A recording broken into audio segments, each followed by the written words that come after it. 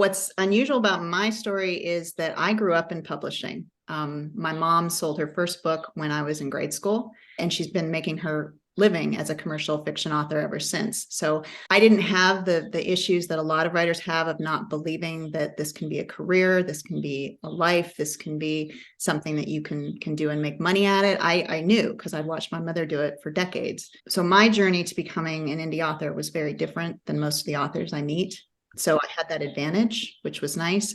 But you also learn that being an indie author is very different than being a traditionally published author. Because, I'd watched her career and she had some very high highs. She had some very low lows. Usually the high highs were things that she made happen. The low lows were often things that the publisher made happen. So I observed that and thought, you know what? If I'm going to fail, I want to fail because I failed, not because I turned my stuff over to somebody who then didn't do what I think they should have done.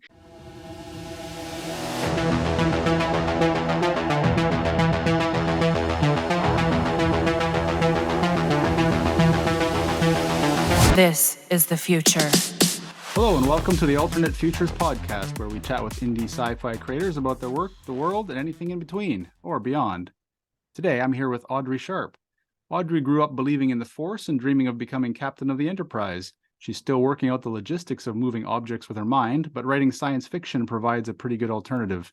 When she's not off exploring the galaxy with Aurora and her crew, she lives in the Sonoran Desert, where she has an excellent view of the stars. Hi, Audrey. Thanks for joining me today. Thank you for inviting me. So for some of my listeners, maybe we can just sort of summarize the Sonoran Desert and also why you might have a great view of the stars. Well, the Sonoran Desert is the southern part of the United States, and we're known for our saguaros, which are the tall cactus with the arms that you've probably seen in pictures. The stereotypical ones then. Very stereotypical, yes, and they truly are everywhere out here, and beautiful, and they're blooming this time of year, starting to. So it's a lot of cactus, but it's also, there's a majestic beauty to this area.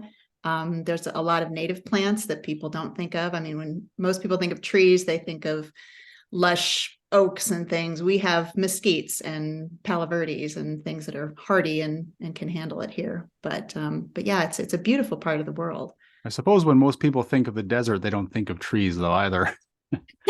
We've got them. We've got a lot of trees actually. So just they have to be able to handle very little water. Yeah, so exactly. Our water comes from the monsoon season in the summertime. So do you get like rain for 1 or 2 months a year? Would that be? Sort of. I mean, the monsoons come in and when it's a normal pattern, they come in the afternoon and it rains really hard for maybe an hour and a half or so, and then it clears off. And it happens that way almost every day for about 2 months. So we also get rains in the winter, but not like that. I mean, that's just torrential rain. So that's when we have flash flood warnings and things like that, because you go from hot, dry sand and our rivers don't have water in them most of the time. They're dry. And then you get the monsoons and you can get massive flash floods that will take cars, and all kinds of stuff. So you do have to be careful. Wow, geez. Yeah, I mean, I think my first experience with the sort of clockwork rains was when I visited New Orleans, and it was the same kind of thing in the summers in August, and it rained, I think, like 2:00 every afternoon that we were there. Yeah, some summers it is just like that. You're like, oh, okay, it's about 3:30, must be time for the rain. You can set your watch by it, can't you? So are you outside of a town then? So you don't have so much light pollution? You can get such a great view of the sky? Kind of. I'm in a suburb of Tucson called Oro Valley. But I'm near the Catalina Mountains, and Tucson is known for astronomy. We're a location that has Kitt Peak is not that far from here. And the University of Arizona has a very strong astronomy program. It's where part of the Hubble telescope was built. So astronomy is big here. Now we suffer from the same thing that a lot of places do with the light pollution, but Oro Valley in particular is really trying to cut down on that. They've got a lot of ordinances in place to cut down on the amount of light pollution so that, hopefully we can see. But yeah, I can tell I've lived here most of my life, and I can tell a big difference between what I could see when I was a teenager versus what I can see now. So, but thankfully I don't have to go very far to get a really nice view still. Yeah, that's good. Yeah, once you well, I'm in England, so it's overcast most of the time here. They'll tell us, "Oh, yes, a potential for aurora tonight or potential for eclipse." And you're like, "It's just cloud. It's all clouds." Well, and that's the advantage of being in a dry climate. We don't have overcast very often. Yeah, So exactly. Excellent. So I'm curious what kind of measures they would take to curb light pollution, because you have the kind of the trade-off, don't you, with safety versus, as you say, light true. pollution, etc. Yeah, one of the big ones is that no new lights can be put in that point up. They all have to have some kind of like a cover to point down so that they're striking the ground as opposed to going up into the sky. We also don't tend to have as many street lights out here. So, it's things like that, and just encouraging people to be thoughtful about their lighting and shut it off at night if they don't need, the decorative lighting and such. So just kind of awareness. Is that particularly to support the astronomy departments and Astronomy, those elements? ecology, yeah, all of the above. There's a lot of that. I'm only about a 25-minute drive from the biosphere. I don't know if you remember that whole Oh, experiment, yeah. but that's now looped into the U of A as well. And Oh, okay. yeah, the whole environmental consciousness and astronomy is very strong where I live. So it's just kind of woven into the fabric of the town. Hmm. Excellent. Was that one of the biospheres that was related to the studies of people living in isolation for a while? Yeah, that was the one where they shut them away for, I'm trying to remember how long they actually made it. Yeah.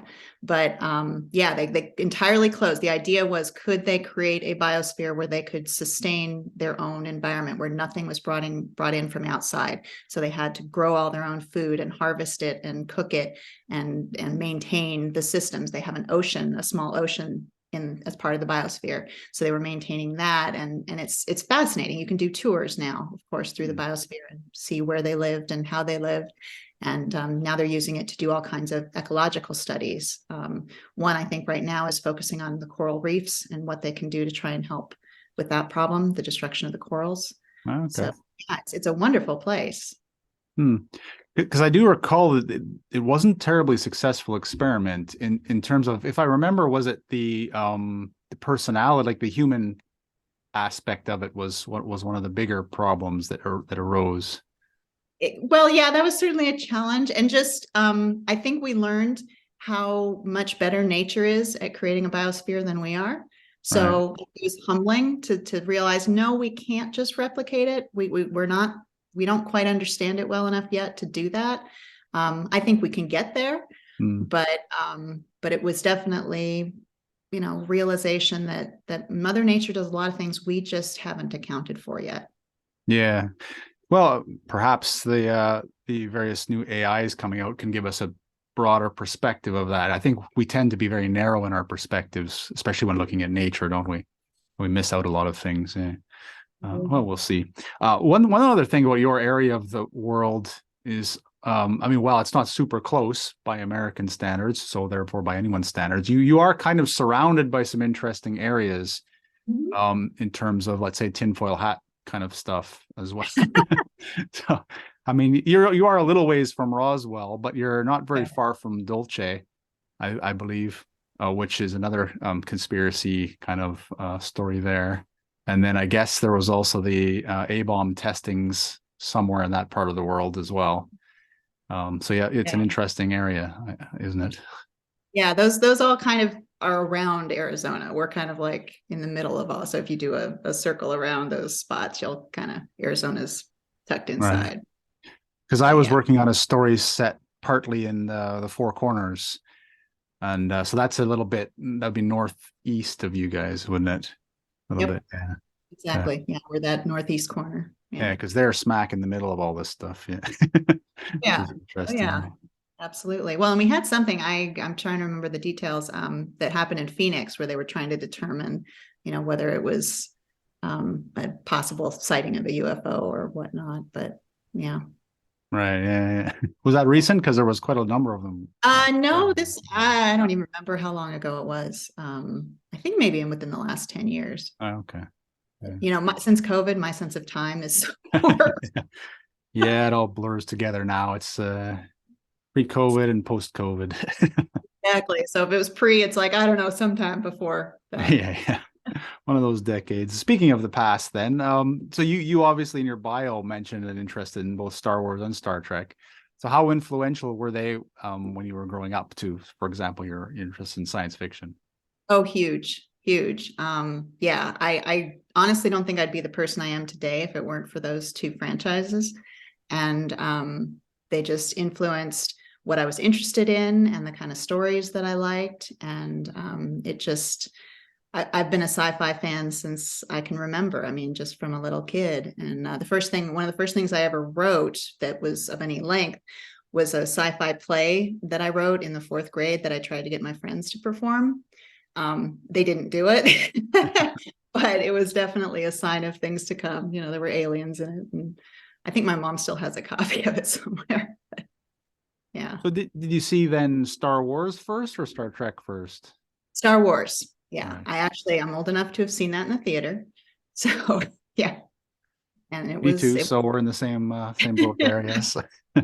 yeah. So, and I was very young, but I remember it vividly, you know, that Halloween I went as Princess Leia, and my brother went as he went as Darth Vader that year. He was Luke Skywalker another year, but yeah. So he and I, of course, would play Star Wars, and then the Star Trek movies started to come out around, you know, similar time. And those just, you know, that was like, okay, that's a whole other way to look at it. And the future Earth concept, which I loved. I don't think there was ever any doubt that sci-fi was going to be part of my future. Yeah. They're very outlook changing movies, weren't they? If you're an impressionable child, yeah. Yeah. I think it's the only movie I remember from my childhood, to be honest. Apart from perhaps, like you say, the Star Trek ones, which were a tiny bit after that. But yeah. So the force power experimenting then, that was probably something we all did as well. But what were your attempts like then? I never had any success, but didn't stop me from trying. I mean, you know, No really ESP abilities or anything then. not that I've just uncovered yet. I mean, I'll keep trying to unlock them, but no, that doesn't seem to be a skill I have. So, Right. you know, I gave it to one of my characters instead. Yeah. Yeah. We'll get onto that in a bit. But yeah, no, I think we are all like trying to do that at some point in our childhood. So I'm curious then with the Star Trek, because that obviously came, like you said, later than your Star Wars experience. So and then you were probably getting maybe a bit into the Next Generation. Did Yep. you, so which one did you sort of gravitate towards more than, since you commented on the sort of original movies versus the Next Generation series then presumably? Right. Well, I mean, the original movies are what I remembered from my childhood. Next Generation, I really got into more as a young adult, and because I didn't really watch it much when it first came out. I caught on years later. You know, I was busy being a teenager, so Right. um, but yeah, once I got into it, I just fell in love with it. I mean, it just I loved Next Generation, and really got into that. Um, and then, you know, life happened. I didn't necessarily see some of the others as they came out, but at this point, I've watched them all because it's just a really great franchise. Yeah. Do you still keep up with the new stuff, or is it mostly sort of ended I with maybe? do. Oh Yeah. yeah, absolutely. Absolutely loved Strange New Worlds, and Well, I'm really looking forward to the launch of the second season. And I'm really enjoying Picard season 3, which I heard season 3 was the best. I haven't watched any of them, but yeah, I wasn't too happy with the first two, but season 3 is the Picard I wanted. So yeah. it's like now they're paying off what I was looking for when it first came out. So obviously it's not done yet, so I don't know how it's going Fingers to crossed. I'm liking it so far. You know, they Yeah. brought back the original cast, and the storylines just feel much more like Next Generation taken to the future. And Right. so So yeah, is the fan service season, isn't it? exactly. Yeah. Yeah. So if you look back, then which would be your favorite series? It's a tough call, but I think I'd have to go with Voyager just because it was the first one that really, you had some parity with the women in the series. You had your first female captain, and that was very empowering for me to finally see a woman sitting in the captain's chair. Because sci-fi, especially the sci-fi I grew up with, if you look at Star Wars, the original trilogy, it's a bunch of guys and one woman. If you look at the Star Pretty Trek, powerful woman, though. powerful, yes, but single. I mean, she Yeah. was surrounded by a bunch of men. And then you look at the original Star Trek, and you had one woman on the bridge. Now I know Gene Roddenberry wanted his number one to be his wife, but the studio wouldn't go for it. So, it's to see Voyager where you have the captain's a woman and the chief engineer is a woman, and then you get 7 of 9, who's just amazing. That was just, it fed my soul. Okay. But I've enjoyed all of the Star Treks. No, I was curious if you followed any Marvel comics at all or anything, just Oh yeah, because of well, your character. Yeah. yeah. I read comic books when I was a kid, and then didn't really pay any attention at all until the franchise rolled out. And first one I saw was Captain America, and that hooked me, and so I was devoted to the whole franchise as it moved through. I'm not keeping up with everything now.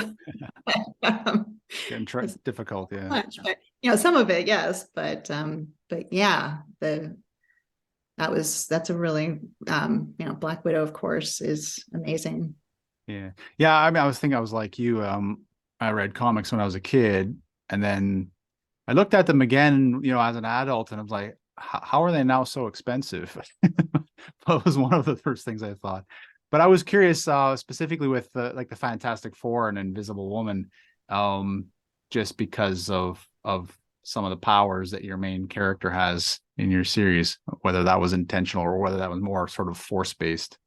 That was not actually the two characters from comics that I think were influential were from the X-Men line, which was Rogue and Jean Grey. Oh, okay. Because I've often thought that Aurora is kind of like what would happen if you put Jean Grey in Starfleet.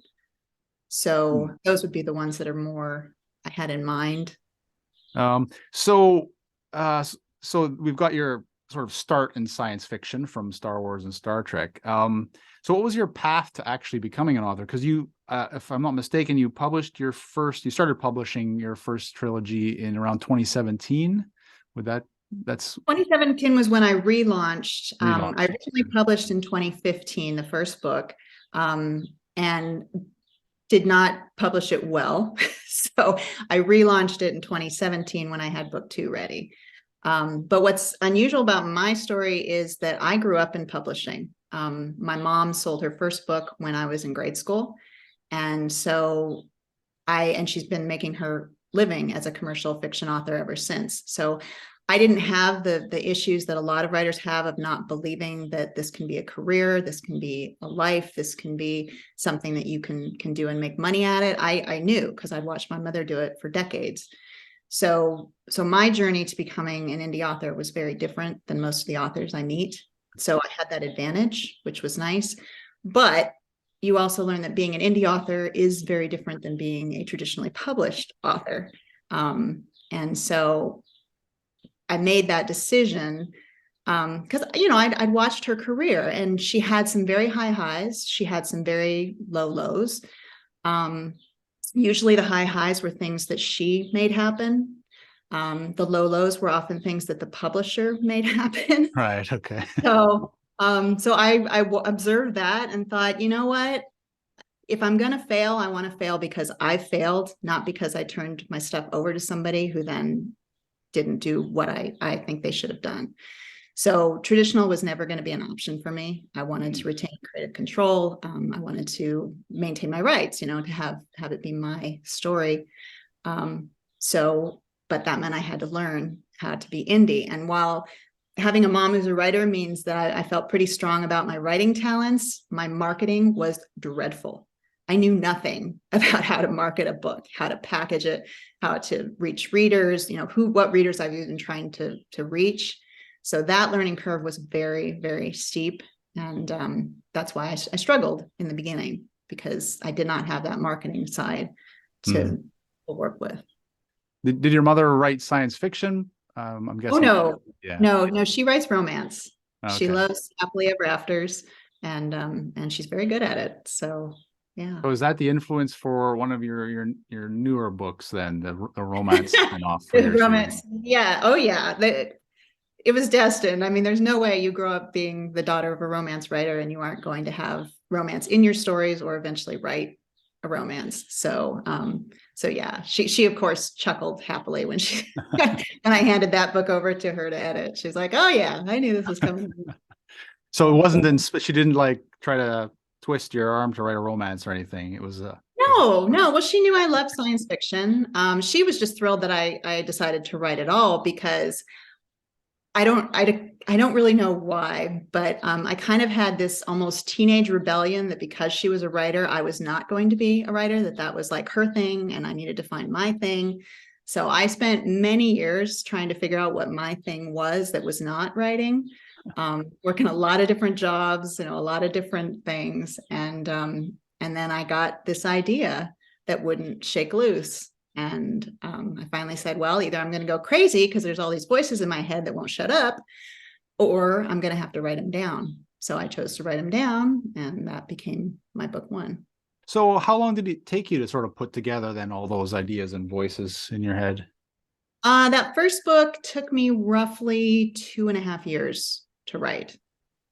So, and for the first 2 years, I did not tell my mother I was writing it because I wanted to make sure that I had a finished book before I told her. Because if I didn't finish it and never planned to publish it, I just didn't want her to know. But once I had a rough draft that I was pretty happy with, that's when I told her, and she of course went, crazy, so excited, like, "Yay, you're writing!" So did she volunteer to edit it then? Oh yeah. Yeah. Yeah, we edit each other's. I'd already been editing her books for years, Oh, okay. because she would have me do a first pass before she'd send it to her editor. But yeah, she was like, "Oh, I'll edit it, absolutely, hand it over." Worry it's not revenge for your editing then. No, we're very kind editors. I mean, if we both believe that if you find a problem, try and provide a solution. Right. Okay. Here's what I think might work, or again, I've heard all of her horror stories over the years of these horrible edits that she'd get back and she'd just be, hurt and crushed, and then have to come back from that. And it's like, we don't want to do that to each other. So yeah, I think when I was at the London Book Fair, actually it was 8 years now, well, pre-COVID. I remember hearing some editors actually talking about like 50% of the book is going to be read when it goes back to the author. It's just mind destroying, I think, probably especially for the first one if you're not used to it. Yeah. But well, and the other advantage of indie is that we're looking at it from a different perspective. I think in traditional, the editor, they're trying to bend the story to what they want as opposed to what the author wants. Whereas when I'm reading it, it's like, this is her story. She's going to be able to publish it however she wants. So I just need to help her make it the best story for what, she's written. And she has the same take here. We're not trying to fit it into some preconceived idea of what the market is. It's, what story is she trying to tell? What story am I trying to tell? Yeah, and I suspect, like you say, it is all marketing, isn't it? And they have their idea of what the market is, and obviously they're trying to reach the biggest market possible, so they want to make it as generally saleable as possible. But indie authors, obviously, that's our challenge, is to find our market. But once you do, I mean, yeah, you can take off quite well, can't you? Absolutely. And I think because we talk to our readers, because we interact with them, I think in general, indies have a better idea of what the readers actually want to read. Because when you go through traditional, you've got all these layers in between the reader and the author. And so it's, how can they have as clear an idea of what the readers want as the author can? Because they get emails directly from the readers saying, I love this, didn't love this. The authors usually read the reviews and say, okay, they like that, didn't like that. So you can immediately take that feedback and work with it. Yeah, so you in your first series is 6 books. I think it was more or less Currently. published as 2 trilogies. Is that right? It feels like, from the way it was published, it looks like 2 trilogies, but I imagine it's one story all the way through. But yeah, it's one story all the way through, although I do kind of mentally break it up into trilogies. So currently I'm working on the 3rd trilogy because I'm working on book 7. But and then I have a side trilogy that was an offshoot of my main series. Right, right. That's the StarHawke Rogue one. So I was wondering within that length of a series, then do you actually add in stuff or change ideas you had based on reader feedback? Like, will you have a sort of idea where it's going to go, and then the readers will say, "Oh, I love this, I love this." Will you alter the path of the story, or do you put that in a bin for maybe another series, a spin-off series or something? It depends on what they say. Sometimes they'll focus on something that maybe I put in sort of offhand. It wasn't, and then the way that they tell me about what it meant to them or how they embraced it, it's like, okay, I can build on that. I can do more with that than I had planned to, or if they clearly like a particular character who maybe was going to have a smaller role, well, I'll make that. But I also have sort of a long range idea of where the series is going. So I'm not going to do anything that's going to go in contrast to that. But so far, I haven't had anybody who wrote in and said anything that was in contrast. That was more just like, more of this, or I want to hear about this, or I really loved this. And yeah. So I was wondering then, so you said you originally published in 2015 and then you republished in 2017. So what was the process and thinking? And then, well, I guess the process I'm interested in terms of what made you take it off, and then how did you fix it up to bring it back into the marketplace? So first of all, I hired a cover designer. So it had a first professional cover. And I also had gone through this apprentice program with a bunch of other writers where we had focused a lot on marketing. And what came out of that program was a group of us who started meeting weekly to discuss writing and marketing. And that has been incredibly invaluable to me because we just bounce ideas off each other. We'll run blurbs by each other. And so doing that in between when I launched the first book and then for the relaunch, it got a lot of the pieces in place. I could write a better blurb. I could have the professional cover art. And I knew who I was trying to reach. In the beginning, I think it was just like, well, sci-fi readers. Well, that's not specific. That's not, all sci-fi readers are not the same. We don't all like the same thing. I love sci-fi, but there are some genres I'm not going to read. So I had to figure out who I was writing my book for, what reader I wanted to be talking to, and make sure that my marketing reflected that I was attracting the right reader, the reader who was really going to love what I was writing. Right. So that is, I mean, that's an issue of a lot of authors, and I know it's one that I have as well. And so what is your process, or what was your process for determining who your who the reader was that you expected to be reading your books? Or maybe did you know who was reading your books already? Oh no, I had no idea. And I was kind of surprised. I think when I first started writing, I assumed that most of my readers would be women. That's not true. I think it's pretty close to a 50-50 split. And I was really just very vague in the beginning. Again, I had no marketing background, so I didn't really understand how to figure out the market. So once those pieces started to fall into place, it's like, oh, okay, I get this. I also have the advantage that one of my dear friends, who actually a character in the series, she's based on her, although she doesn't see it. She loves my books, and the feedback that she gives me is usually the most valuable that I get, because the things she focuses on are the things I hear other readers focus on. So she's kind of become a touchstone for me. Whatever she says after the book is done, it's like, okay, I need to pay attention to that. And she's kind of the one I keep in mind as my ideal reader when I write. But I also know that, there's a lot of people that love my books that are not necessarily that. So but there's a particular type. There are certain people who are going to love my stories. For instance, I originally was trying to market to military sci-fi, which was ridiculous. I don't have a military background. My stories are not written like military sci-fi. Do I have some military sci-fi readers who read my books? Sure. And they might enjoy them, but marketing to a military sci-fi crowd would make no sense. Most of them are going to be like, yeah, this is not what I'm looking for. Right. Yeah. That's interesting as well. Because I was looking through and your categories are metaphysical and visionary and metaphysical sci-fi. And my first thought again was, well, if this is like a Star Trek thing, I mean, I agree from the tone and from the reading that it's definitely not, doesn't fit military sci-fi. I don't know if there's a space opera category. Would that have been something Yes. as well that might have fit Yes. as well? Yeah. It does. And usually you won't see it listed there just because space opera is so huge that it's not going to rank. It's going to rank higher in the other categories. Right. Okay. Yes, it definitely is space opera. I absolutely consider the series space opera. Right.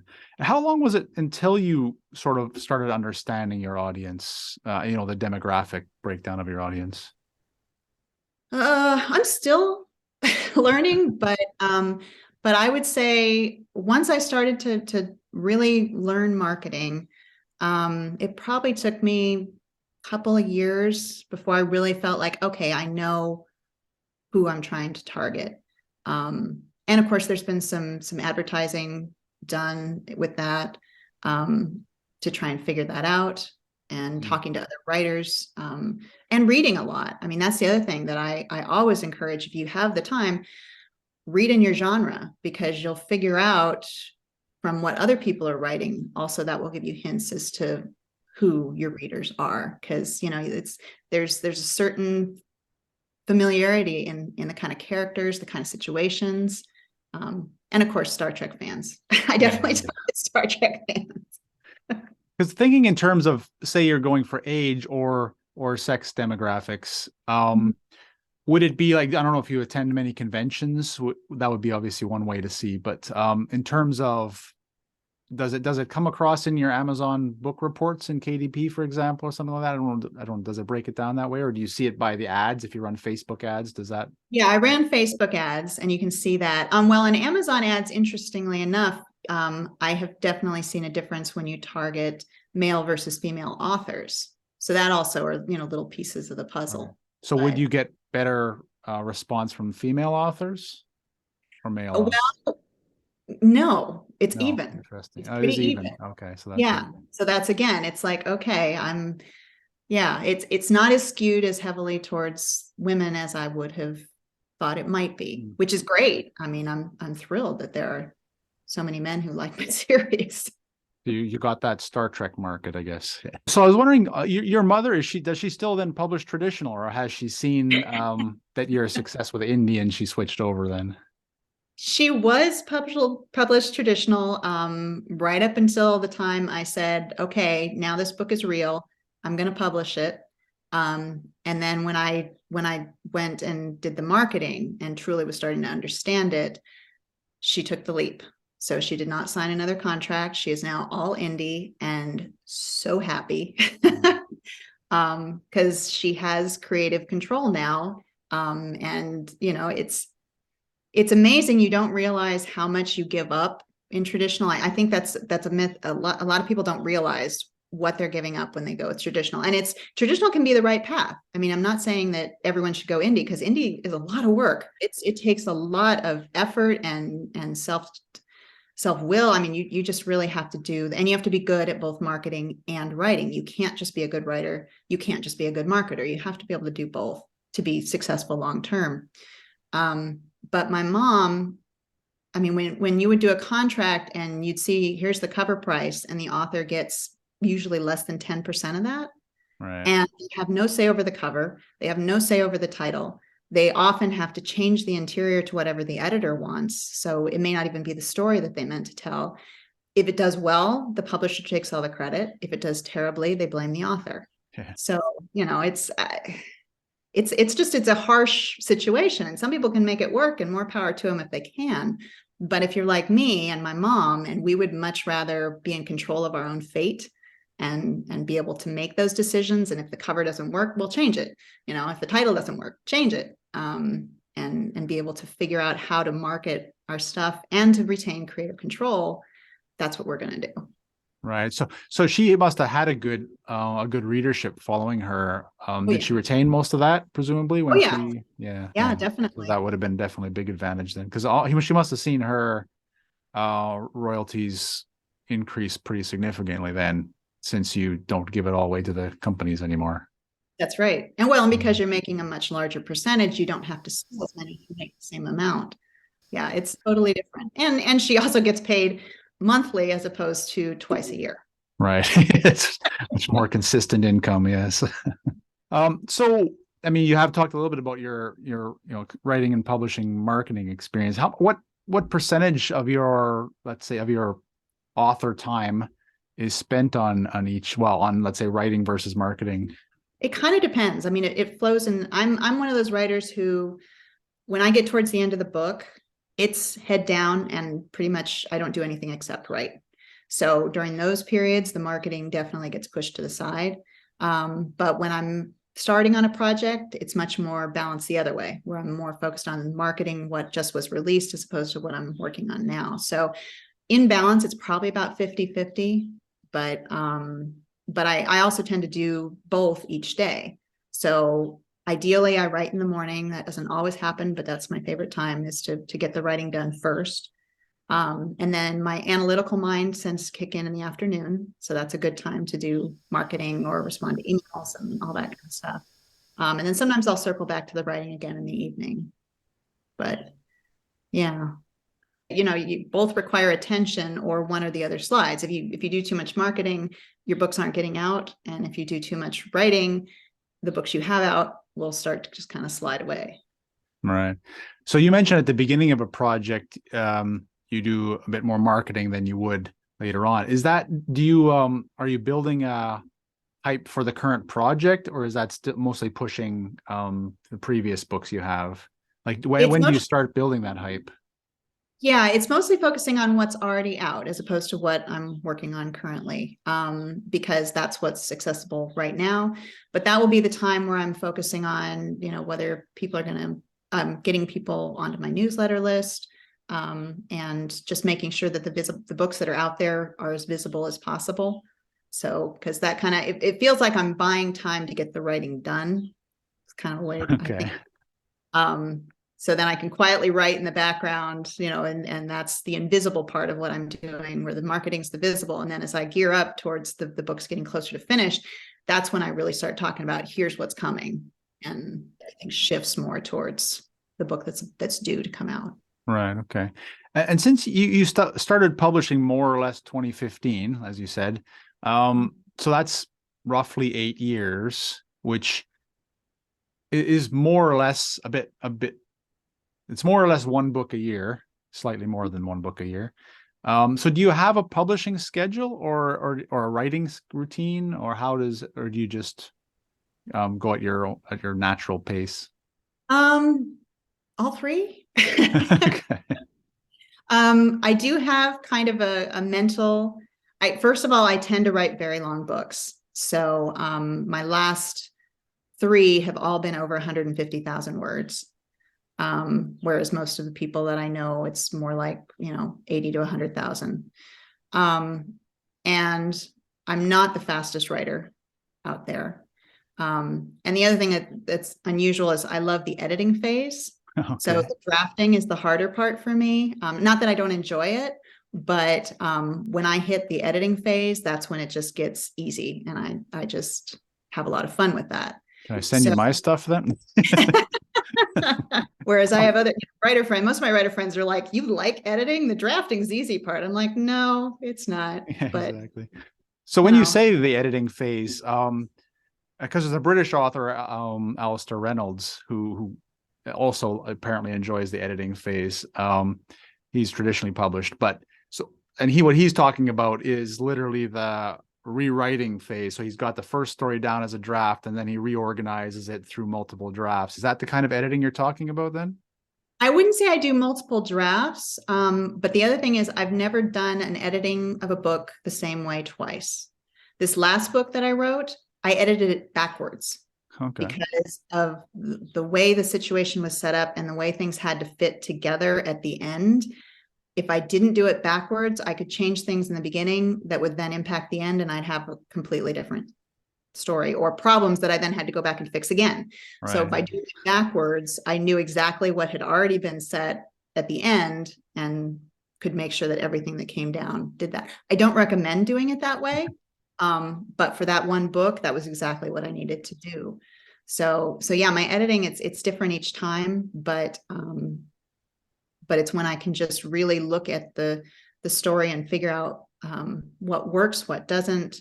I'm big on continuity. I really want to make sure that everything is consistent as much as possible. Do you have pages and pages and binders of notes for your world building then? I do, and I'm actually working on creating something a little bit more usable right now. But yes, very much so. And I have a very I have this tendency to blow up starships. Which is It's also just a like problem. Star Trek. They do that a lot too.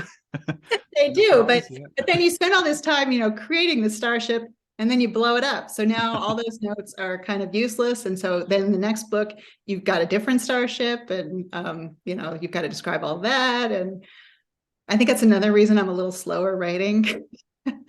Like I'm it never could be in a the same useful location twice. to steal some of the Star Trek tropes, then have a class of ships so that they all have the same traits. When you blow them up, you can just have another one of that class come back. Have True. you then thought of creating a book around the world building for your fans, for your readers? Maybe eventually. Since the series isn't complete and probably won't, I mean, right now I'm projecting it at 12 books. Oh, okay. So I'm only halfway. So I don't know that I'd want to release any kind of compendium until we get to the end. But maybe, if readers think that would be interesting. I mean, I certainly have the material for it. So you have two series, and then one is standalone. The romance one is a standalone, right? But they're all in the same universe, aren't they? They're all in the same universe. Yeah, the romance is actually the romance between the parents of my main character, Aurora. So it's how they met and Aurora became Aurora. Excellent. So the main one is StarHawke Rising, and then StarHawke Rogue is the spin-off. Maybe you could just describe a little bit of the sort of story of StarHawke Rising. I guess let's start there first. Okay. So the main character is Aurora Hawk, and she is a half human, half alien character, and that comes out right in the beginning. Because of that, she has some unusual abilities that she has kept secret her whole life. We don't know why in the beginning. So she has to hide those abilities. She's in the fleet, but at the opening of book one, she gets her own starship. And that's what the StarHawke, and that spins off into her crew and their adventures and what they tackle some pretty big challenges as the series progresses. And and there's an alien element in it. The StarHawke was developed by an alien race. It's not human built. All right. So that definitely feels, yeah, it does feel Trekky, doesn't it? You have little bits of elements of Trek there. So you did, as we mentioned, write that kind of in two groups of three so far. Now you're on your third group of three. So what was the process there? And did you find it challenging to go back once you had that?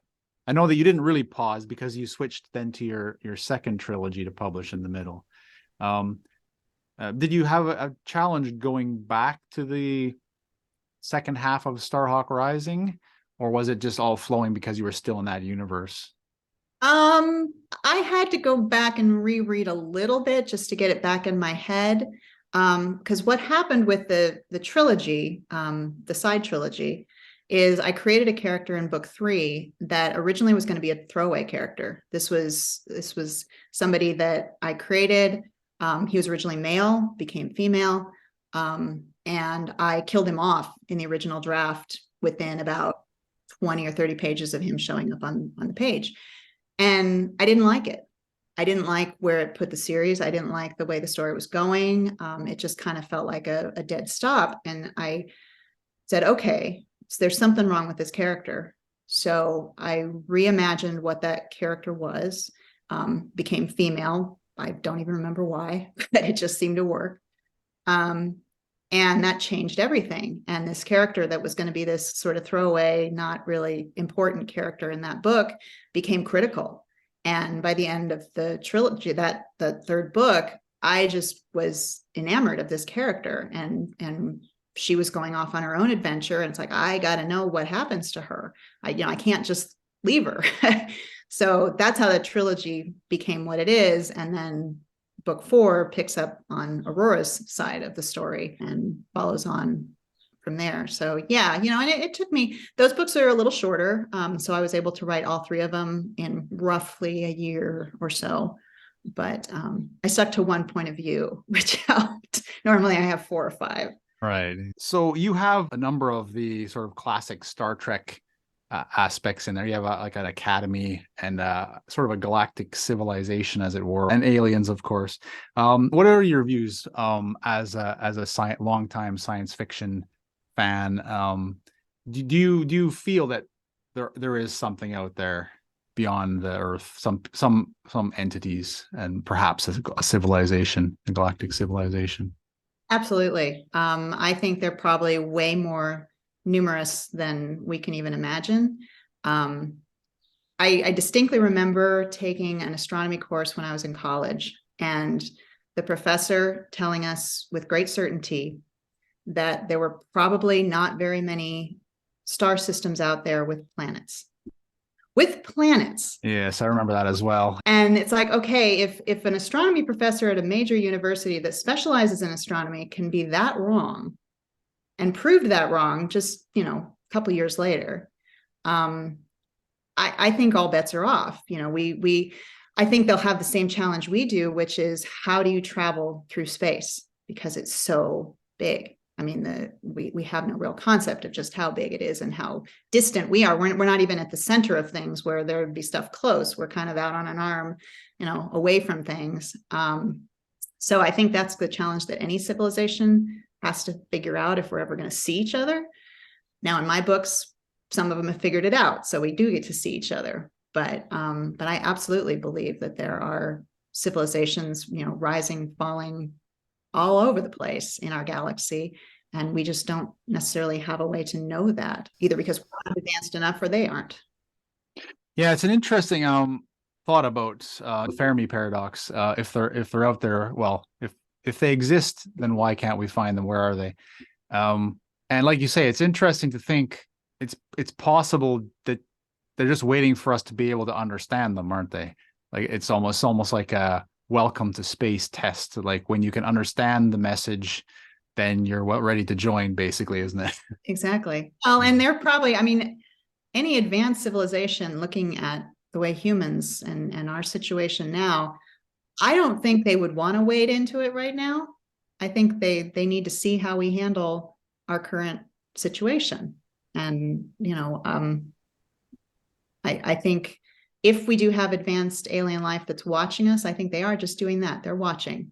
Yeah. And much like, Star Trek's Prime Directive, where until you get to the point that you're advanced enough to do warp drive and move forward, they're just going to observe.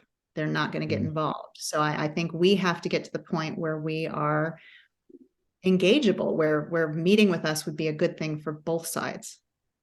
In many ways, that's definitely a best case scenario, isn't it? Because it suggests that they're not just willing to come here and strip our resources and run away. At least they would suggest they're not only intelligent, but considerate and civilized, I suppose, as well, which definitely would be a best case scenario. Maybe that's why, they wouldn't want to invite primitive races into their civilization yet, would they? So, you do have some aliens in your book. I think a bit like Star Trek, they tend to be, or some of them at least, are humanoid. Would you feel instinctively that most of them might be humanoid? What do you think? Obviously this is all conjecture, as I keep reminding my listeners for the various shows, because we have very limited evidence. Maybe the slight thought that at least DNA might be a commonality in some form, but beyond that, all bets are off. So what might your thoughts be on what kind of, how might they appear?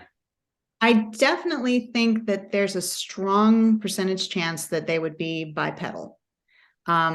Simply because if you look around at the biology of the zoology and the the fauna on Earth, I mean, there's certain things that are common. How many species have two eyes? Well, it's not because that just happened. It's because it's a good adaptation. It produces a result. Having two eyes is good for a lot of different species in a lot of different ways. We don't have the same kind of eyes, but we have two for many, many species. So I think humans have shown how being bipedal and having hands and opposable thumbs has allowed us to impact our environment in a way that other species don't. And there could definitely be ways that you could do that without being a bipedal species, but I think it would be much harder. So I think just from a standpoint of the foundation of what you need in order to be able to manipulate your surroundings, which you have to be able to do if you're going to leave your surroundings, you would kind of need to be upright. Because there is one other species, I guess, that comes to mind. I mean, I know that for a long time, people have been thinking, oh, dolphins are quite intelligent, etc. But like you just laid out, they would have a great difficulty doing anything with that intelligence without having any way to manipulate tools beyond their nose. But of course, the octopus is one that comes to mind as a very viable alternative to the opposable digits, the tentacles. So do you think there might be a chance that, I mean, all right now, our octopi are obviously aquatic and have certain limitations, but it could be interesting if there was maybe a planet with a denser atmosphere that could have atmospheric octopi or something like that.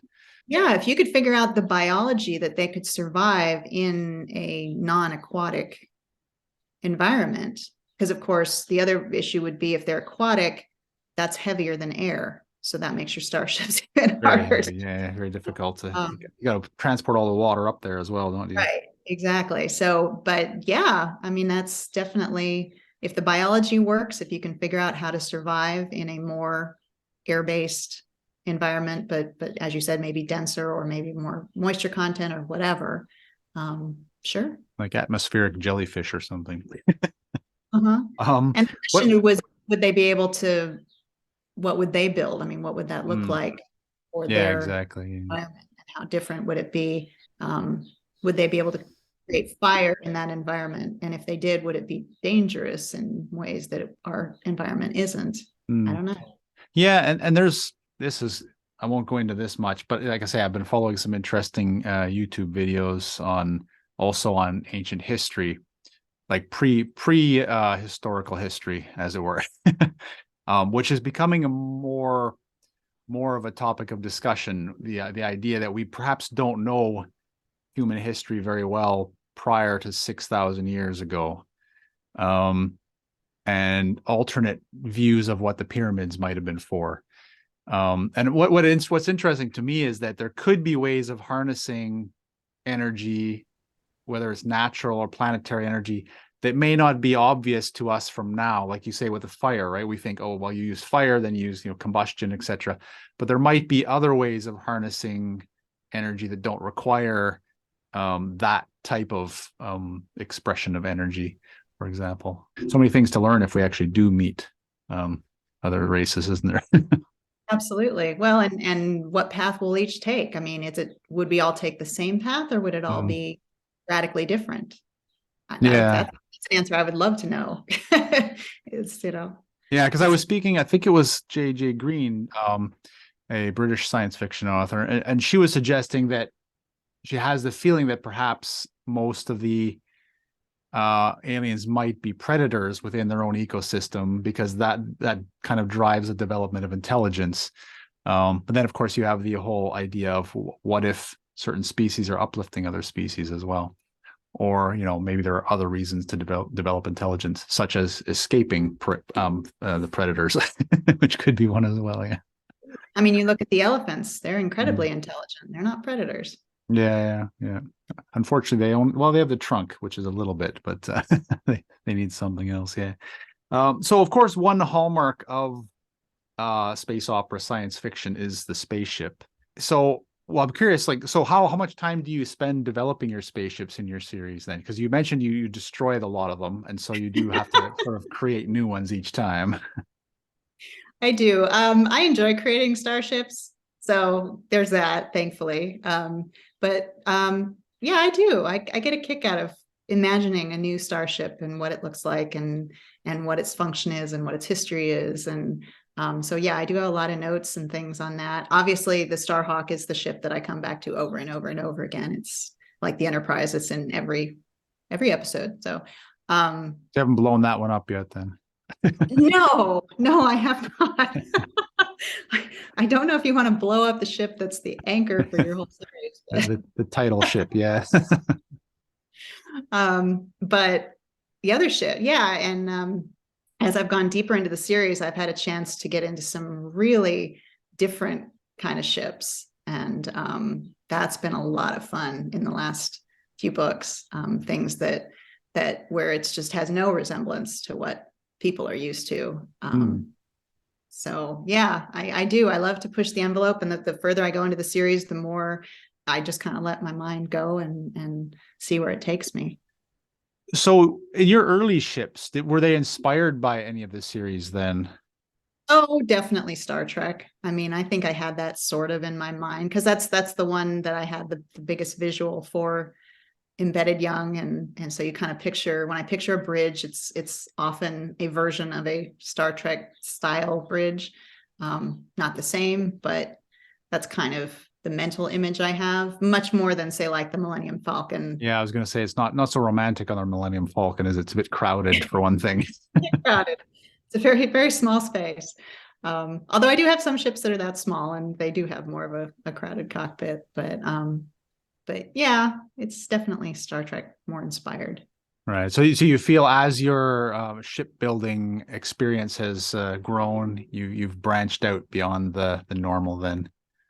I do. I think in the beginning I was more leaning more onto things that felt familiar. And the deeper I've gotten into the series and the more I've dealt with cultures that are not human based, then that's allowed me to really just kind of throw the rules out and say, okay, based on what I know of this species or this culture, what would they create? What would it look like? How would it function? And the answer is usually nothing like what you see in a Star Trek ship. Right. So obviously, like in any kind of, well, not every kind of space opera, but any kind of space opera which has interaction with a lot of cultures, you need to have the FTL, faster than light drives. Do you have sort of one rule within your universe, or do you have every species developing a slight, like a modified version or something? There's basically one rule. So the convention that I use is that the ship needs to have an interstellar drive, and then they have to go through jump windows. So if you kind of think of wormhole type things where there's only certain entry and exit points. So unlike the warp bubble where you can warp from anywhere to anywhere, you just start up and go. This you have to get to your jump window before you can exit or enter a system. And there are specific points and there's specific conventions as to what allows you to do it where. I don't go into a lot of that because I don't have an engineering background. And I I took physics, but it's not my forte. So I don't want to get too deeply into it, but it's consistent as far as how the ships behave. All right. With those jump windows, would they be natural aspects of space time, or are they created then? They're natural aspects. So sort of like where certain things line up that if you enter at that point, you're not going to hit a moon or a star or and the path that you need to get where you're going. It's sort of a natural based phenomenon. Again, there's a lot of wavium going on here because faster than light as we know it is not currently possible with the physics we have. But it is interesting though, because I think more and more we're looking around for this kind of thing. And I do remember hearing a few years back, not specifically faster than light, but high, like incredibly high speed, let's say plasma streams between, massive like galaxies and solar systems and things like that. And then obviously there's constantly physicists coming up with various ideas of how wormholes could form between various objects. Yeah. Well, and the other thing that's in the back of my mind, but I've never said it in the series, is that because there's the whole issue, of course, of the time dilation. And so in my mind, the way they get around that is when you're traveling through a jump window, you're actually going back in time. So time is part of the whole factor, so that you're always staying in the time that you are in, because you're actually traveling back in time while doing a jump. And that's, of course, an author's technique to get out of get out of trouble. Yep, absolutely. But like I said, it's consistent. I mean, I have to come up with something, so it's like it may. I'm not saying it's scientifically valid as it would work, but it will be consistent. Well, I mean, who knows? I mean, there's if this kind of stuff is all possible in reality, there has presumably, unless we're invoking the multiverse on a very strange and large scale, there's got to be some kind of compensation going on to not mess up the galaxy entirely, or the space-time continuum entirely. So have you seen Babylon 5 at all then? I have not. Okay. Yeah, I keep hearing people talk about it, and it's one of those, oh yeah, I should, but I never have. Yeah, no, it is an interesting series. They do have some interesting spaceships in there, and they have man-made jump gates, which are sort of I guess high-speed funnels to get ships in and out of the systems. Yeah. So it's definitely worthwhile, yeah. So what I was curious then, if you were given the chance to join the galactic community, let's say an alien came down from the galactic community, and then you were if you were given your choice, first of all, just to join, would you take them up on that? Like you personally, let's say they didn't want any of the rest of the human race, but just you. Well, it would probably depend on whether or not like I was ever going to come back. I mean, it would be a very different decision whether it's let's go spend a little time with them and then come home versus you're never going to see your family again. Right, that's what I was wondering. But what if they gave you a spaceship and said, you can take anyone on the ship you want? How would that change your choice then? Have they solved the time dilation problem? So if I take that ship somewhere and let's I come say back, it's the same rules as your universe. Yeah. In that case, the answer would be yes. I would totally go on board with that. And do you have somewhere you'd like to go if you did go up there? Or would you just sort of see what's out there? Star Trek style. I might ask for recommendations. Like where to go or where not to go. I mean, I'm assuming see where they've explored that maybe is not a good idea to head that direction. Yeah. I have to give that some serious thought. And depending on how far away I could go and how long it would take. And but yeah, I could have a long list of places that I'd want, and just to see, I would love to just see a bunch of different star systems and just see how many different ways the universe has created star systems. I mean, that concept just fascinates me. How many billions and billions of star systems there are even nearby, and how similar are they? How different are they? Yeah, that just intrigues me.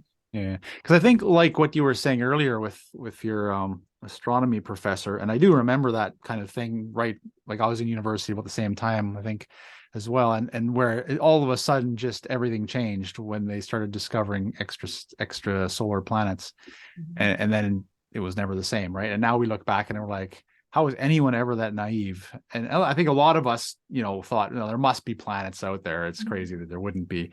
But still, the fact that we'd never observed any meant that the official word was that they didn't exist. And the same, I think, for life. Discussing this again recently as well. I mean, not necessarily intelligent life, that's a tricky one, but life itself, I think the more we learn, and within the last few years, there's been some interesting discoveries on just sort of origin of life and evolution of basic life from simple components. And it seems very likely that life of some form will be quite widespread as well. So it would be definitely interesting to see what's out there, wouldn't it? Yeah, we can't even say definitively anymore that there isn't other life in our solar system. That's up for debate. And it used to be, oh no, we're it. It's like, well, are we? Are we sure about that? Yeah, exactly. Yeah. No, it'll be interesting. It's going to take a while though, isn't it, to figure that out? Well, and especially to figure it out without destroying it. I mean, that's the debate I hear a lot is, we want to investigate these places where we think there might be life, but we also don't want to contaminate them and destroy that life in the process. I don't think we're going to have to worry too much about that. First of all, especially not in the next several hundred years by the looks of it, unless we have a massive major breakthrough in technology, which is possible. It's possible. I might be wrong. Maybe in like 30 years, we develop a drive that'll beam us instantly to the next star or something. But, yeah, I don't have transporters, and you have to take a shuttle if you're going somewhere. Yeah, at the current rate of development, it doesn't seem. I mean, we'll be lucky to start exploring our solar system by the end of the century. So if you get your own ship, 5 people you'd like to take on board. Oh man. See, that my friends and family are going to be listening to this. So you're kind of stuck. My mom would be a given, but after that, it might be a question of who's willing to go. I mean, I can't say for sure that all my friends would want to go, but I would. What about non-friends and family? If you could convince someone, if there was someone in the world who ideally you'd like to travel with, even if you don't know them personally. Huh. Well, up until a few years ago, it would have been Stephen Hawking. But since he's no longer with us. I'd have to think, okay, well, and I'd probably take at least one of my sci-fi writing buddies. Good choice. And yeah. In fact, I know the one who would probably just be very upset if I didn't invite her. But you won't mention it because you might offend the but rest of them. I won't mention it because she knows who she is. Okay. So the other ones would be up for debate still. You'd have to think about the other one would be up for debate. But honestly, I mean, the sci-fi writers, I think most of them, anyone I asked would probably say yes. But my friends and family, I don't know. Yeah. No, I know I'd have a tough time, I think. I mean, I would love, that was my whole thing. I feel anachronistic because that's people ask, what do you want to do for your future? And for me, it was always like, oh, I'd love to be in a spaceship traveling around the galaxy, but I'm a little bit early for that. But unfortunately, I don't think my family would be that interested in it. So that's an issue I would have. Yeah. Yep. Well, and Aurora's mom is not happy about space travel, so I got to deal with that in the book too. Yeah, well, that's interesting, isn't it? So, because you have a story with a galactic civilization, and you have characters that aren't interested or aren't happy with space travel. I mean, we have a lot of those issues of, I don't want my kids to go too far away and all this stuff. I mean, do you think that that's sort of still going to be there in these, vastly expanded, let's say, worlds and universes that we inhabit in such a situation? I definitely do. Yeah. I mean, I don't see why it would be any different. I mean, I've got friends who've never left the United States. I've got friends who travel all over the world. So I think we're going to have that same paradigm if we make it beyond our own solar system, where we'll have the people who just can't wait to go explore and will have been, everywhere they possibly could. And you'll have the people who are like, nope, I'm good. Earth is good enough. So I'm curious, so let's say Earth does get invited to the galactic civilization at some point. Maybe we sort ourselves up by the end of the century.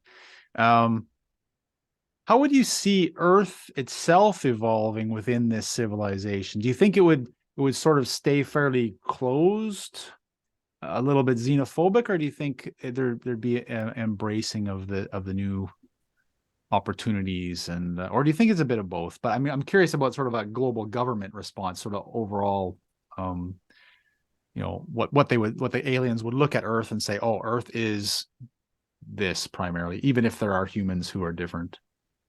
Right. Well, I think you're kind of asking two different questions. I mean, from the standpoint of how would the people of Earth view it, I think we definitely would have to have more of a global consensus before we joined this organization. So I think that would radically change how we view what it means to live on Earth, and how we communicate, how we cooperate, how we govern. All of that would need to be addressed and altered. It would look like something we probably have never seen before. but how the aliens would look at us and see us, and whether or not we would be accepting of having alien species on Earth, which I think is part of what you're asking. I would like to, I mean, the optimist in me says, I hope so. I hope that we would be open to engaging with this other civilization or civilizations, and would be welcoming to have them as part of what we know. That's certainly what I would hope for. Yeah, I guess it is a number of different questions all rolled into one. Because, I mean, one question is obviously, how much choice would we really have? Again, if you're thinking of highly advanced organization, civilization, structure the size of much of the galaxy compared to one planet, if we don't join, let's say that's the only galactic structure in the galaxy. If we don't join, the consequences are probably pretty dire for Earth, wouldn't they be? I mean, being more or less excluded. I mean, it depends on whether you're that group is, if it's like the Federation in its best iteration, there's no punishment for not joining the Federation. If you have a distress and there's a ship nearby, they will still help you, even if you're not part of the Federation. So I don't necessarily think it would be punitive, but we certainly might miss out on. Yeah, that's more or less what I was thinking. Yeah, you miss out on the development, the sharing of knowledge, technology, resources, etc., and then you will automatically fall significantly behind. Yeah, and that expansion. I mean, I think of travel around the world, how it can expand your viewpoints and the way you view each other and the world. And so you take that to a galactic kind of, the more you interact with other civilizations, how much more would that expand you as and what it means to be human? Because then we'd have also something to say, okay, here's what it means to be human. Here's what it means to be, whatever this other civilization is. And I think it could broaden our minds in ways we can't even imagine. Yeah. If everyone's and all the beings are still human and they haven't sort of become cyborgs in order to protect themselves from the radiation or something, I don't know. Could have a whole. Okay, do you write dystopian? I do actually write some dystopian stuff, yes. But yeah, no. I mean, obviously, I hope that we stay human as we go out into the galaxy. I don't always believe we will, but I mean, we're obviously will change as well. This isn't often developed in science fiction, but the natural evolution of humans as we move on to different planets. I mean, usually it's just a matter of, oh, the Martians can't withstand Earth gravity as well. But I fully expect that if we did populate the solar system, there would be significantly different evolutionary directions for each colony, especially because at the moment we would be very slow in communicating back and forth between the planets with regards to people and resources. Absolutely. Yeah, I think it would be a lot of difference in physically and mentally, and yeah, the experience would just be totally different. It just made me wonder if these galactic civilizations were very old, then all the different alien races could all be from one source, more or less, and just evolved in different places and then joined up again when they all reached a similar level of developments. I don't know.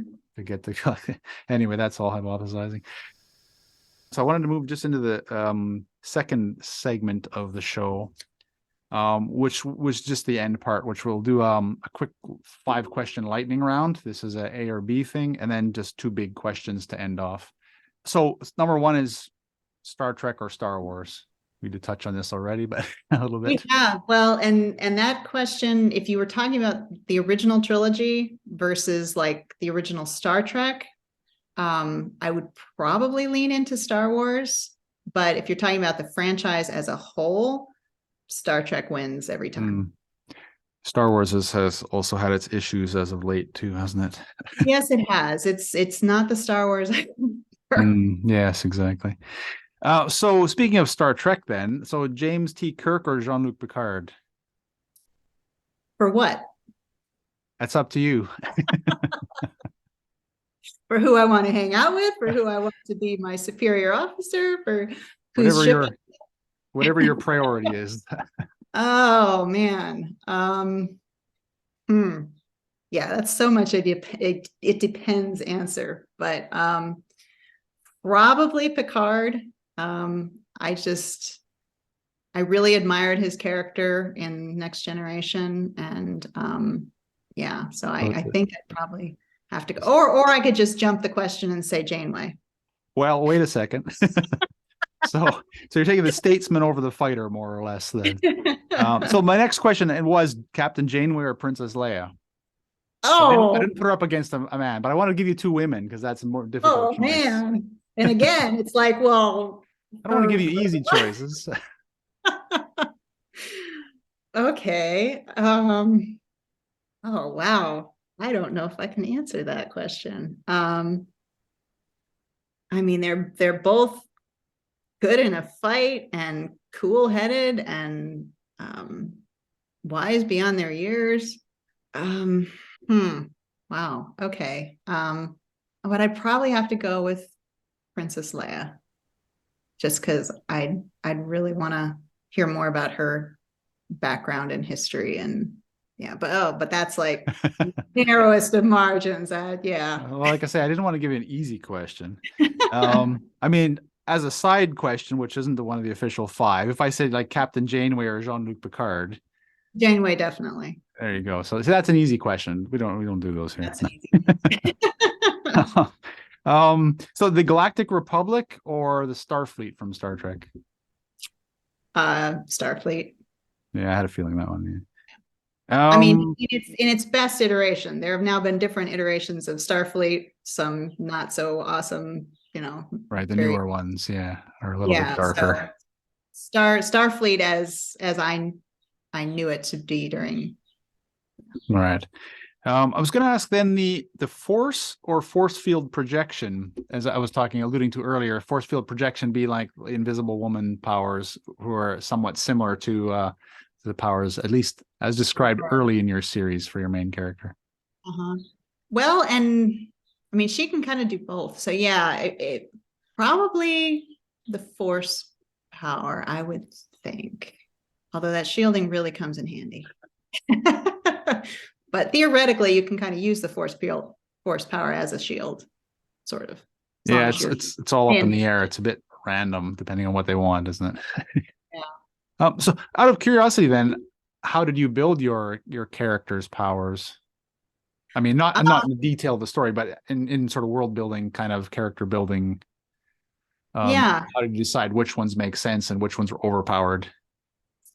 Well, Aurora's powers, actually, all of her abilities come from things that taken to, like, I would discover something that people actually can do now and say, okay, if you took that to the greatest evolutionary development of it, what might that look like?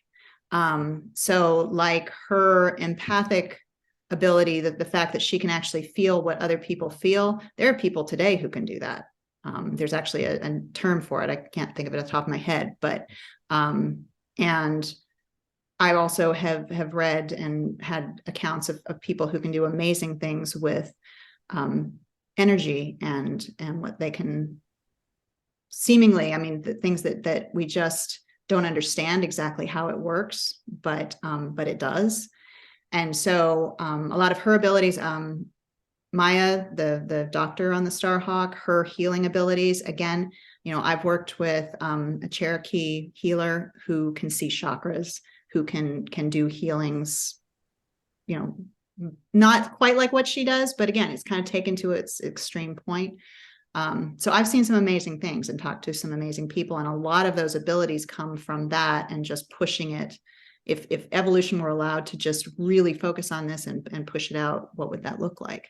Makes me think back to the discussion of pre-ancient history on what we call early humans might have been able to do that we don't do now. Yeah. Have you ever read the book, The Hidden Messages of Water? No, I haven't seen that one. Okay. Well, it's a scientist who did a study on water, and he found a way to photograph water crystals. And he was testing to see what happened if you had water exposed to certain words and thoughts. And Hmm. he did it both as spoken, as written on a piece of paper and taped to the glass that the water was in. And then he would freeze the water and slice it and magnify it. And all the differences in what would happen to the crystals within the water based on what was said, or even just written on a piece of paper and taped to the water. And so all the words that, if you said something like "you fool" to the water, you'd get this just chaotic, non-crystalled mess. But if you said love or gratitude, you'd get this perfectly formed crystal. And so that concept, he also tells a story about going to this polluted lake where they had a bunch of people surround this polluted lake, and they did prayers over this lake. And like 24 hours later, the lake was clean.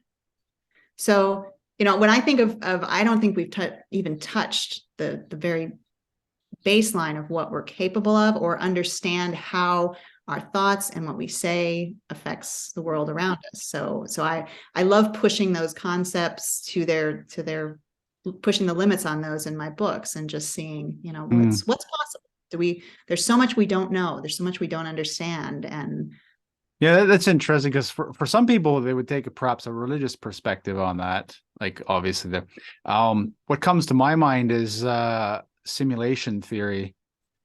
The idea that, because I'm more of a techie person than let's say a religious person, so I would say, are we living in a simulation? Is this evidence that we might be living in a simulation, that our thoughts are sort of guiding the core programming or something? and in fact, both of those ideas could be related, and just from a different perspective, the same thing, more or less. absolutely, Yeah, it's interesting. Yeah, lots of stuff we still have to learn about ourselves. we do. So the two big questions then. So the first question: if we were one day to travel the galaxy in faster than light starships, perhaps even slower than light starships, what do you think the most under-anticipated but necessary aspect of starship life would be?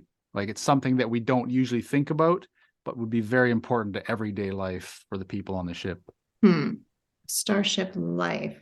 Well, I'll tell you what came to mind, and I'm not sure if it's going to be my final answer, but I definitely think we're going to have to figure out the gravity problem, because all the evidence points to, if we don't figure out how gravity, I mean, they do it in Star Trek and Star Wars because you want the actors to be able to walk, but Right. it serves a very real purpose in space. And so if we can't figure out how to do a sustainable gravity so that our bodies can function optimally for long term, I just don't see how we can do that. So that, I don't know if that's specifically answers the question. I would say the other thing is things like hydroponics. And I mean, I have a greenhouse on the StarHawke, which serves a very real function. And I think that's another thing, figuring out how to produce, not only that produces the food that people can eat, but then it's also cleaning the air. And it's I think more of that symbiotic, trying to make our starships a little bit more like the biosphere, so that it's not just this metal can that we're tucked inside. Well, I think my second question might have some relation to those then, a little bit. But so in such advanced societies, we do generally still see in our shows, like, families, and specifically children, etc. But again, we have more and more, as we've talked about, women in significant roles within these societies, which necessarily means they're not having perhaps the time or opportunity to have children. So we have also in our society, because of this development, declining birth rates as well, as one reason among numerous reasons. Mm-hmm. So how could you see the entire aspect of childbirth and rearing happening in such a civilization, when we're having issues with our own right now, and then you take this into space, which, with, for example, gravity issues, plus, again, the equalizing of roles within society means women aren't having children as much because their careers are taking the time as they naturally would. And so how would you see this issue being developed or resolved, let's say, within these societies? Or just thoughts on it, of course, because this is Sure. hugely speculative. Um, I see it as, I mean, obviously biologically, women have to carry children. That's what our current biology, now maybe that'll change, who knows? But we have to carry them. However, it's society that determines how they're raised once they're no longer being carried. So I don't see any reason why society can't make it just as viable for women to have, keep doing what they're doing, just like, the fathers don't suddenly, well, now I'm not working because I have a kid.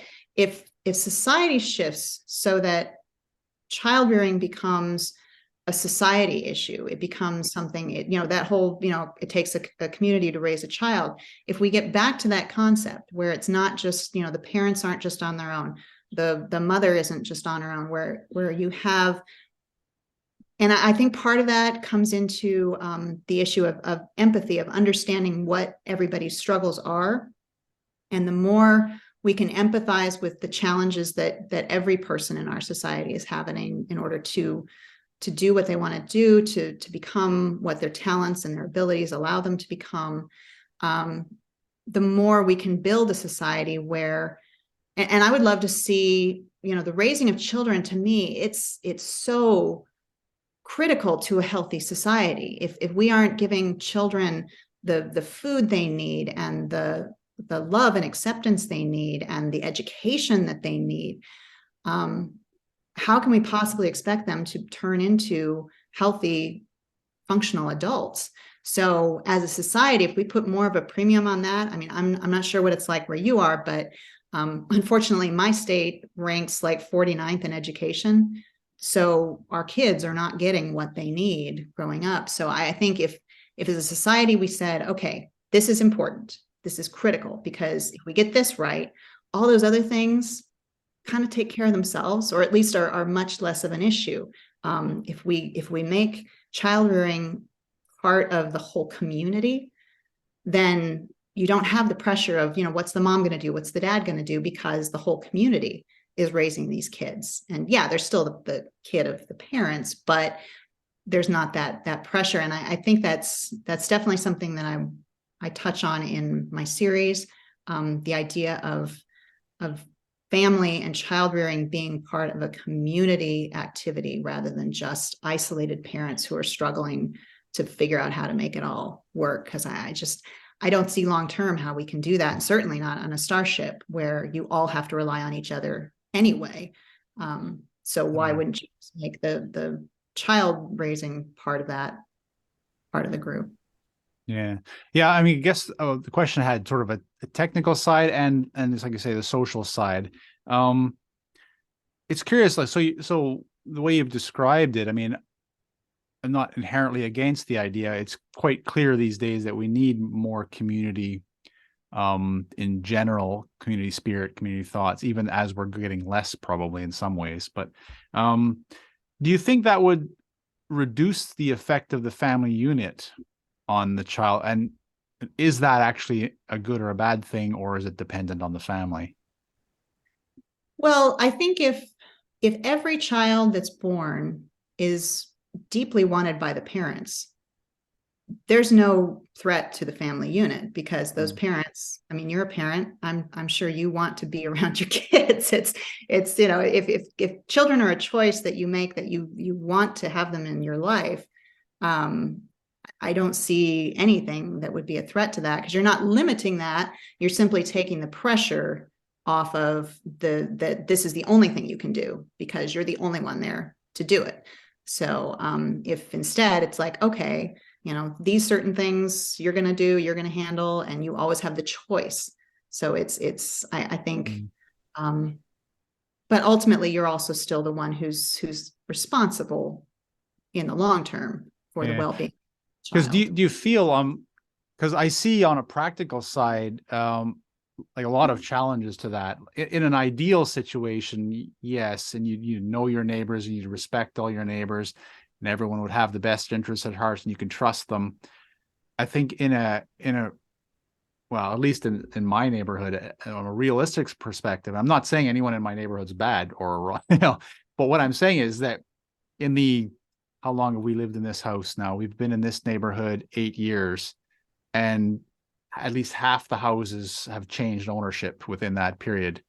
And then you have, the idea of how much do you trust the other people? Do you respect the way they're raising their child? So therefore, do you want them to let them raise your child to some degree? And so there's all these issues that come into it as well. And do you think, like, first of all, do you think we can ever sort through that in a realistic way? Because we're actually seem to be going away from that in a lot of ways, right? Well, and I definitely, yeah, it's not something that would happen overnight. And I think the more you have choice of who it is, I mean, on a starship, you would hope that if you're going to be in the starship for a long time together, you'd have some choice about who it is you're traveling with, or at least you all would have come through the same path to get there, so you all have a clear understanding of what the expectation is. And it's not just randomly throwing people together. In a neighborhood, you're randomly throwing people together, so you may or may not have similar views, similar goals, similar ideals. So in a starship situation, I think you'd have a lot more control over that. But this isolation that we have, and the more we can build those bonds and bridges and get more connection, I really think as a species, we need that. And I think we've been told a lot that we're competitive by nature, that we're, and I don't agree with that. I think we're cooperative by nature. I don't think as a species we would have lived this long if we weren't. And I think the fact that we're getting away from that is what is causing so many of the problems we're having, because it's not what has made us successful for so long. Isolationism doesn't make us successful. Cooperative makes us successful. So I think, the family is symbolic of that. It's one part of the whole of we need to connect more. We need to be more looking at the big picture instead of just our own little part. All right. Do you think, I don't want to dive too deep into the negative and finger pointing at certain groups. So what I'm going to suggest is, do you think that this, let's say this movement in this positive direction would have to come like much more seriously from people, from the citizenry? Like, it doesn't appear to me that it's going to come from the government, who seem to have, some people might disagree with it, but they seem to have vested interests in having a working class, cogs in the machine, which would easily explain why most of our school systems don't produce citizens that can then go on and to, take care of themselves in an effective way in the long term. So do you think this would have to come from a citizen movement, really, building communities and then generating these environments? I think yes. And I think you also need governance that then supports that. So I think part of the struggle we're having is we see a lot of instances in which you do have movements from the people that are reaching for more positive results in all manner of things, whether it's climate change, whether it's education, whether it's family life, whether it's, work life. But if we don't have the governance supporting that, if they're not listening and then implementing things to make that a reality, now you've got your disconnect. So it's a complicated process, but if you don't have the people pushing and working towards this, because I'm an optimist, I really think that anything's possible if we really focus on working together, on feeling empathy for everybody else, believing that things can be better. But then you have to take steps. There's a writer, Julia Cameron, who wrote this book, The Artist's Way, and she says you have to believe that you can catch the bus, but then you have to run like hell. Yeah. So I keep that in mind. It's like I have this very optimistic view, but then you got to do all the work to get to that goal. So you can't just put it out there and say, that's the goal. Well, what are you doing to get there? But I think we can, and I think as we hold our government encourage them to be their better selves. Yeah, I don't think I can ever make that kind of leap to that level of optimism, but because it feels to me like the governments are masters now at manipulating us. And so like you say, like, okay, we do need governance to have the laws in place that allow us to create these systems. But it feels like, you know, the government would convince people that, okay, you have this dream, you have the bus, you know, believe the bus is going to come. And then, oh yes, well, we'll provide the shuttle to get to the bus, but then the shuttle takes you in a different direction to another bus, right? That kind of thing. So I'm not, I would like to be optimistic in, I think I'm probably optimistic in people, but not in the structures that we have governing us, I suppose. Yeah. Well, and we have systems that need to change. I Mm. mean, clearly it's what we have in many places in this world. It's not working. So we do need to change, but I'm hoping that change will be positive, that we'll look for, you know, what's the way to make things better for everyone, as opposed to what's the way to make things better for me. Yeah, I feel we're going to go the worst way first before we get to the better way. I mean, there's already groups that are looking at the next round, but they, if you follow any of them, you know that their vision of that largely excludes the average person, which is already a starting point that's wrong, basically, for us. So, yeah. I wanted to add one more thing on the technical side, which is going to be way out there, and I don't think you'll probably have heard it anywhere else. And I'm curious how you'll react to this. So one of the issues with, obviously, again, it's related to childbirth in a future society. But one of the issues is women bear the burden of this for quite a long time, and it can do significant damage to their bodies, depending on how the births go. And moving into space, one of the things that could be used are artificial wombs, for example, or even with our population problems, I could see governments bringing them in. So I had this idea that we may at some point genetically modify ourselves so that we begin laying eggs again. And, and so you gestate the egg for maybe a trimester, lay the egg and put it in the womb, and then the artificial womb does the rest.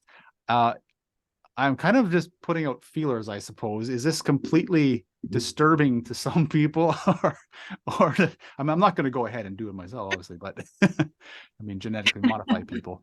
But what are your thoughts on that kind of direction? I mean, I know it's, as far as I'm aware, I'm the only one who's presented this thing to anyone. So, well, I would say we have to have a much better understanding of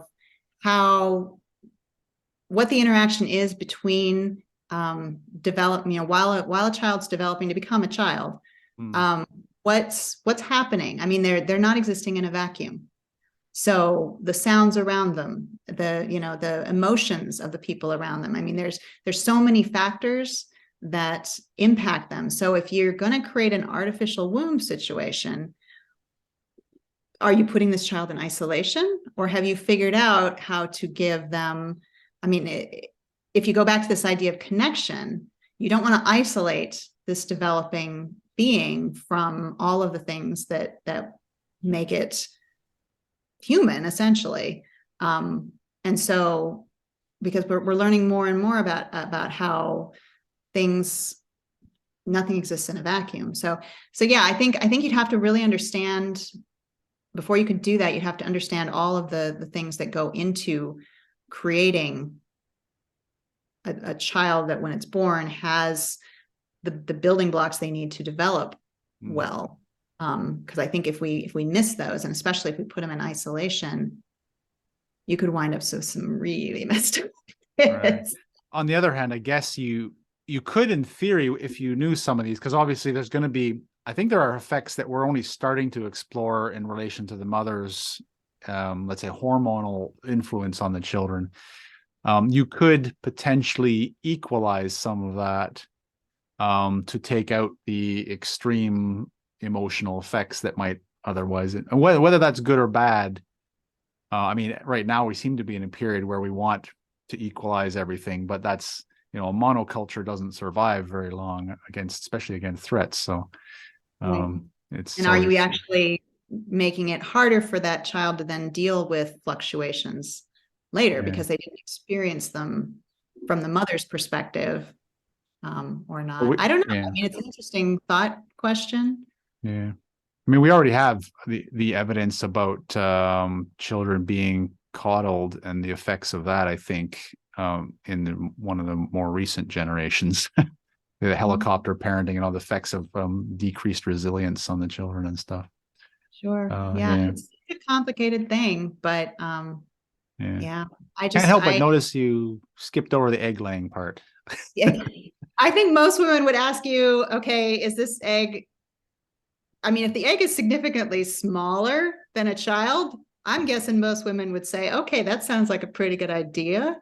If it was first trimester, then it would be still pretty small, wouldn't it? So so you might get some takers. Now it also depends on how safe is the egg once it's, because anyone who's watched birds, you see all the things that can happen to eggs. And so you'd have to really trust whatever system is, because now they're outside. And you want to talk about the helicopter parenting. Well, now they're outside before they're even a child. So would you have people who couldn't leave their egg, and then they're really tied because they can't really carry it around with them and they can't go anywhere? In fact, I read a book that had that, where there was a species that they laid eggs and the parent had to stay where the egg was, like, for the whole time until it hatched. And like, become marsupials of a version, I guess, maybe. Well, there's some science fiction idea for someone to explore, I guess, in an upcoming novel. I mean, we've been going for a while, so I think we'll have to end it there. Our time's getting quite long, but a lot of interesting subjects that we could talk on for a while. But it has been great chatting with you. Before we go, perhaps you could tell us sort of what you have coming out next, when that might be available, and where to find you online, and if you'll be at any upcoming events or anything like that. Okay. Well, I just launched book 6 in my series in April. So that's what's out now, working on book 7, but probably won't be releasing that for a while. And as far as finding me online, I am terrible at social media. I actually would send reminders to go on social media, and then I'd ignore them. So if you hope to catch me on social media, sorry, you're not going to find me. However, I'm awesome with my newsletter. So you can go onto my website, you can sign up for my newsletter. It comes out every month faithfully. And then, come some of special editions if I have something going on. But that's the best way. Email and my newsletter is the best way to communicate with me directly. And then I will also be attending, like many of your guests, the 20 Books Vegas conference in November. Oh, excellent. Okay. I have to get over there sometime. So many guests over there. Yep. I've been to everyone they've had. Oh, wow. Okay. Well, it's close, I suppose. Nevada's just, right there. So you don't have to travel 10 hours by plane. No, I do not. I just have to drive. And it's Exactly. a pretty drive. So yeah. Excellent. Well, Audrey Sharpe, thank you so much for joining me today. Thank you for having me. And thank you for listening. Information and links related to this and all episodes are available at alternatefutures.co.uk. I'm also over at Substack under Alternate Futures, where I post articles on science fiction, socio-technological issues, and futurism. You can subscribe for free or sign up for a paid account if you'd like to support the podcast. If you've enjoyed this episode, why not share it with friends, writers, and other sci-fi fans you know? And if there are any indie sci-fi creators you'd like to see featured, send me a message at podcast@alternatefutures.co.uk. Once again, I'd like to thank you for listening, and I hope you'll join me on the next episode. This is the future. Human error.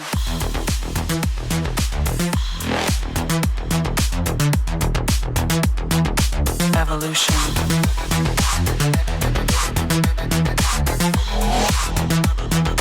This is the future.